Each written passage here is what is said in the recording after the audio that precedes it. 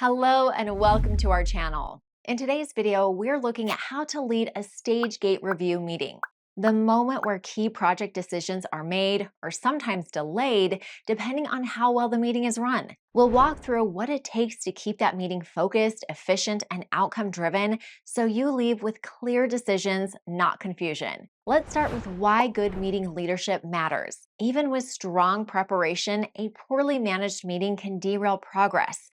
Without structure or clear roles, time runs out, discussion drifts, and no one is quite sure what was decided. That's why it's important to understand who does what in a gate review.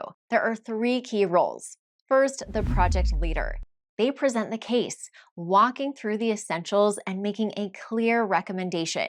Next, the gatekeepers, the decision makers. Their job is to ask questions, challenge where needed, and decide whether the project should proceed, pause, redirect, or stop. Finally, the facilitator, often someone from the PMO or a senior project manager. They're there to guide the process, keeping time, maintaining structure, and making sure the agenda is followed. When these roles are clear, the review stays focused and productive, and decisions get made with confidence. So, how do you structure the meeting to support that? A straightforward, repeatable format works best. Start with the objective. What gate are you reviewing and what decision is needed? Then, the project leader walks through the key review points: project overview, deliverables, business case, risks, resource needs, and the recommendation. After that, open the floor to questions and feedback from the gatekeepers. Finally, wrap up with the decision and make sure the outcome is agreed and clearly recorded, including any follow-ups, conditions, or action items. Now, let's go over a few facilitation tips to help keep things on track.